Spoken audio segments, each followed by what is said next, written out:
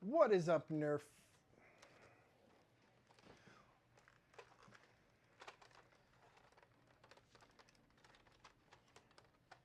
What is up, foam flingers? Adam here from Central. What is up, foam flingers? Adam here from Central Illinois Nerf Group. Central Illinois Nerf Group. What is up, foam flingers? Adam here from Central Illinois Nerf Group. Can't do Illinois. What is up, foam flingers? Adam here from Central Illinois Nerf Group. And what is up, foam flingers? Adam here from Central Illinois Nerf Group. And welcome back to the Very Messy Workbench. And today I just got done building out a blaster and wanted to share it with you. Today we have the Adventure Force Spectrum in the red flavor. This is a semi-auto flywheel blaster. And I put this together for my diaper raffle I'm doing as a giveaway, and I wanted to spec it out to be an HVZ primary. So I just wanted to go over it with you, what I did to it, and show it off a little bit. So starting out with, I rewired this whole blaster with 18 gauge silicone wiring. I put an XT30 connector in here, a 15 amp clicky micro switch that's very responsive. There is a 3D printed 43 millimeter cage with Nerf sender flywheels and Nerf sender motors, and then a variety of 3D printed parts that I'm going to go over now. Starting with the battery door and the battery tray. These are both 3D printed, and the battery door is extended, so you'll have a variety of LiPo batteries that can fit in this blaster. This blaster can run off of 2S and 3S LiPo.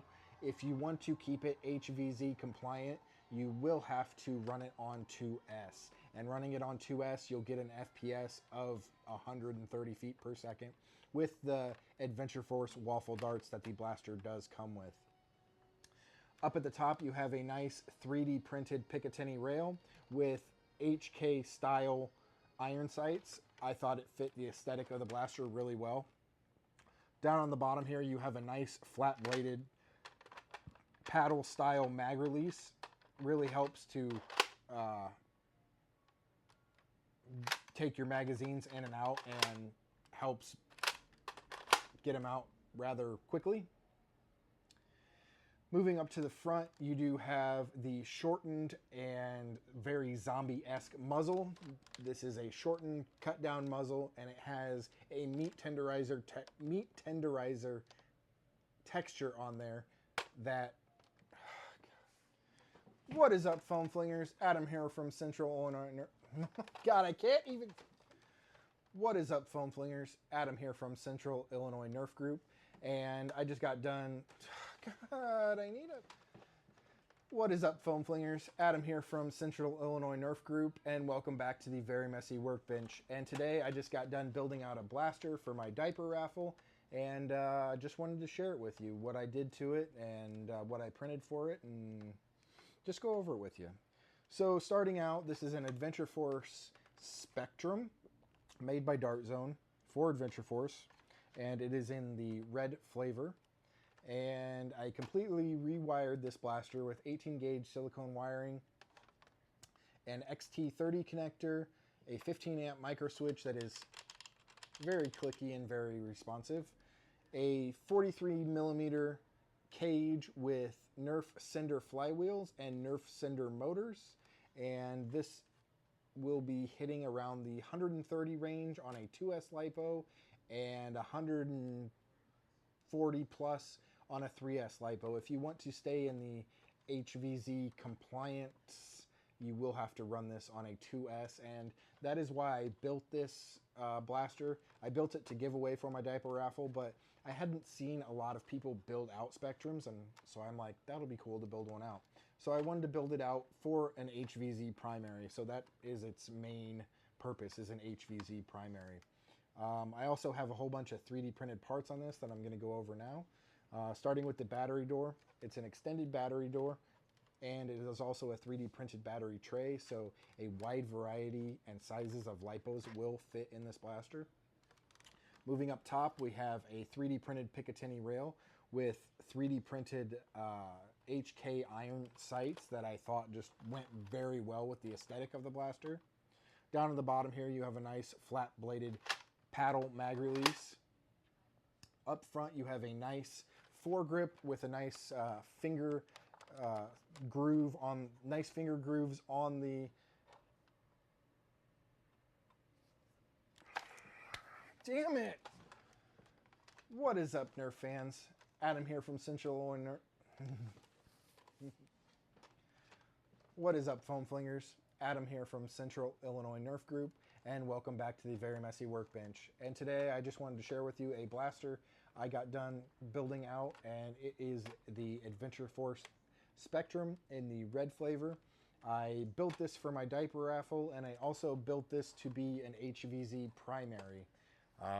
The diaper raffle had a lot of short dart things that I was giving away, and I decided I needed to make some full-length dart blasters to give away as well. So I just wanted to go over this build, what I did to it, and what parts I put on it, and what parts I printed for it. So starting off with a complete rewire of this blaster with 18 gauge silicone wiring with an XT30 connector and a 15 amp very clicky micro switch. For the motors, I chose Nerf Sender motors and Nerf Sender flywheels, and they are installed on a 43 millimeter cage. This blaster is capable of running on 2S and 3S LiPo. To keep this blaster HVZ compliant though, you will have to run it on 2S LiPo to get that 130 FPS mark.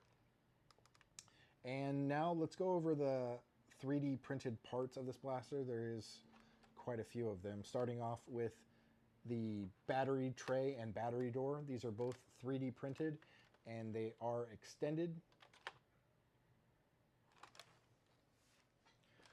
What is up, foam flingers?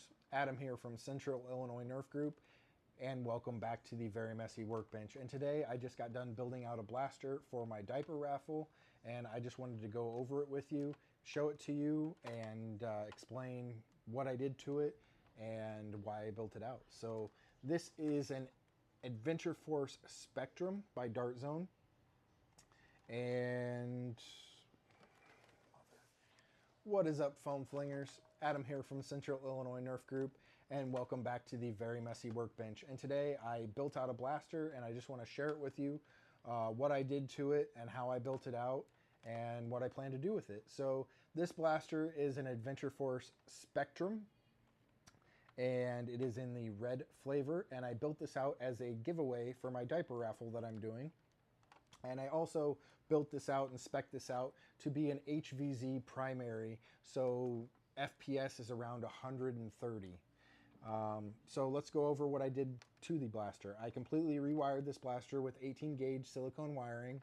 I put in a 15 amp very clicky micro switch, and I also put in an XT30 connector just to save room in there instead of an XT60 connector. And then I printed off a whole bunch of 3D printed parts that I will go over now.